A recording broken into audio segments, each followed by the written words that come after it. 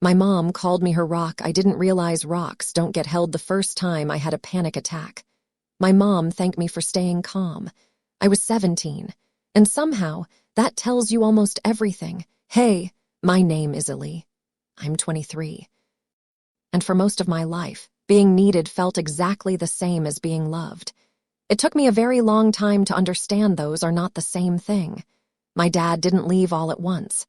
I think that's important. People imagine these things dramatically, screaming, doors slamming, suitcases by the stairs. But some people disappear slowly. My dad was one of those people. At first, it was little things.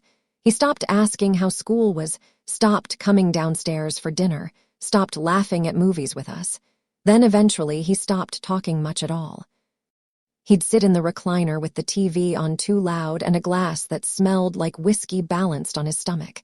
And my mom started getting quieter too. Not weaker, just tired. The kind of tired that settles into the walls of a house. I was 10 when I realized the mood of our home changed depending on my father's footsteps.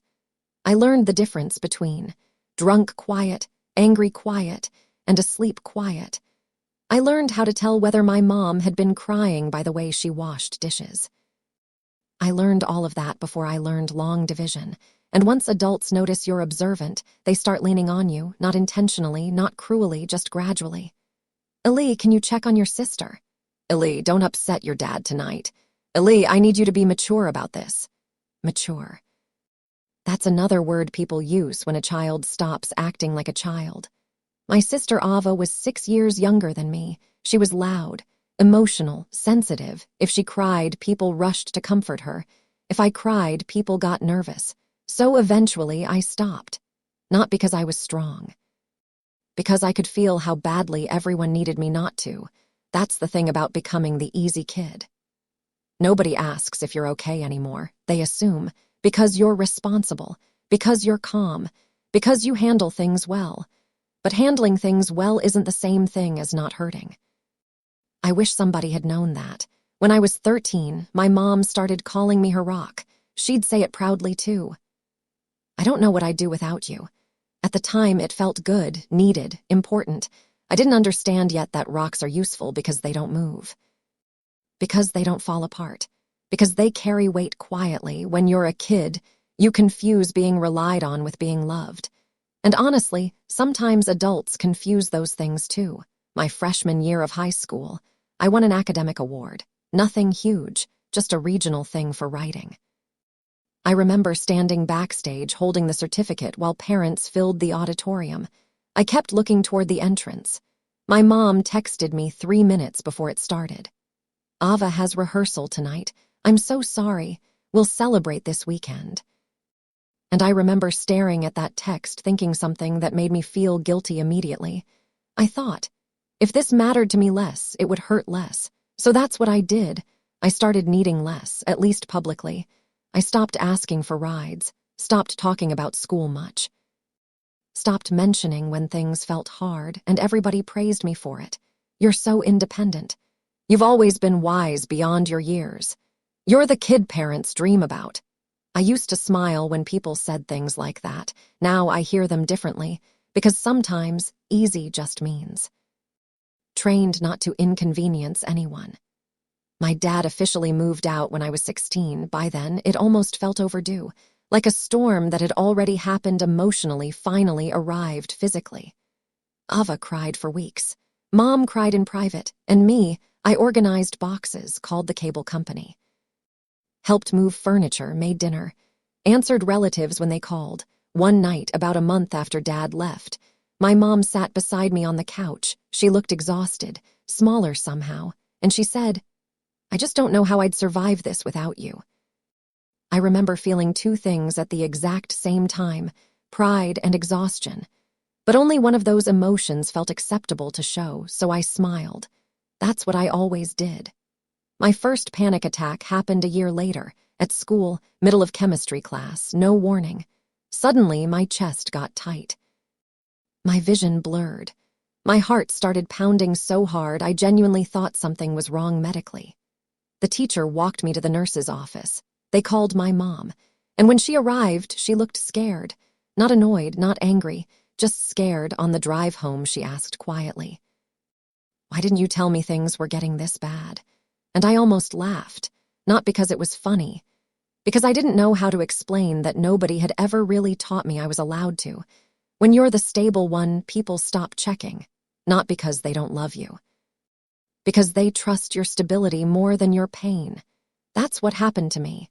Ava struggled openly after the divorce, anxiety, grades slipping, therapy appointments, and to be clear, I'm glad she got help.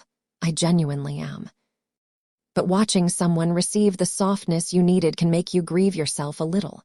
Mom sat with Ava for hours, talked through her feelings, learned grounding exercises with her, bought books about anxiety. And every time I had this awful thought, what would have happened if I had fallen apart first? Would anyone have caught me? Or would they have just called me strong again? I left for college at 18, 4 hours away, scholarship, new city, new people, new version of myself. At least that was the plan. But something strange happens when your whole identity is built around being useful. You arrive somewhere nobody needs you anymore, and suddenly you don't know who you are. My roommate used to ask me simple questions that made me uncomfortable. What do you want to eat? What do you want to do tonight? Are you okay? I realized I answered every question by trying to predict what answer would make life easiest for everyone else. Even happiness felt like a performance. My girlfriend Min noticed it before I did. One night she said, "You know what's weird about you?" I said, "Probably a lot of things." She smiled a little. Then she said, "You only know how to be needed. You don't really know how to be known." That sentence stayed with me because she was right. I knew how to solve problems, how to listen, how to support, how to disappear inside other people's needs. But being emotionally honest, that felt selfish, terrifying, actually. The breaking point happened last Thanksgiving. Nothing dramatic. That's usually how these things happen, quietly. Ava was talking about therapy at dinner. Mom was asking thoughtful questions, really listening, and at one point Ava laughed and said, "Lee never talks about his feelings. He's basically a robot." Everybody laughed softly, including me. Then my mom said, "Well, Ellie's always been okay. Always been okay."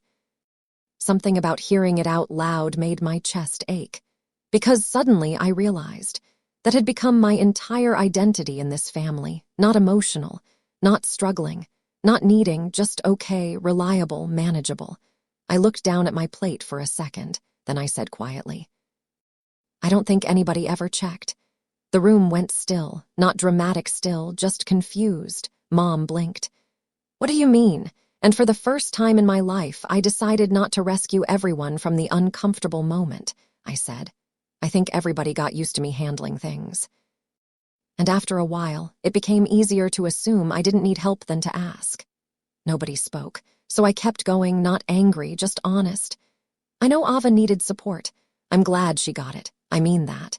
But I needed things too, and I got really good at convincing everyone I didn't. My mom looked heartbroken, which almost made me stop talking immediately, because that's the problem when you've spent your life managing other people's emotions. Even your honesty feels like cruelty, but I kept going anyway. "You called me your rock my whole life." Her eyes filled with tears. I said, "But rocks don't get held, Mom." Silence, the kind that feels fragile. Then she whispered, "I didn't know, and maybe this sounds harsh, but I said, I know, that's what hurt." She cried quietly after dinner, not loudly, not theatrically. Just the kind of crying that comes from realizing someone you love was lonelier than you understood. A few days later, she came to my apartment. We folded laundry together because neither of us knew how to start conversations like this directly. Then finally she said, "I think I relied on you too much." I stared at a towel in my hands. She continued softly, "You were so calm all the time, so capable. I thought giving you space was respecting who you were." I nodded slowly. Then she said the sentence I think a part of me had waited years to hear. "You were still a kid, and I forgot that sometimes." I cried before I could stop myself, not because it fixed everything. It didn't. There are still parts of me that apologize too quickly, still parts that feel guilty for needing rest, Still parts that think love has to be earned through usefulness. Healing isn't clean like that. It's slower, awkward, repetitive. But something changed after that conversation. Now, when my mom calls, she asks different questions. Not, "Can you help me with this?" Not, "Can you handle something for me?" she asks. "How are you really doing?"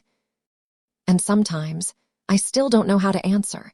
Because people like me, the dependable ones, the easy kids, the strong ones, we learn early that our pain is most acceptable when it's hidden. But here's what I'm starting to understand now. Being capable doesn't mean you don't deserve care. Being quiet doesn't mean you're okay. And being the person who holds everyone else together can become very lonely if nobody ever asks what's holding you. If you're the one who always figured it out, always stayed calm, always made life easier for everybody else, I need you to know something. You were allowed to need comfort too. You were allowed to be messy, emotional, overwhelmed.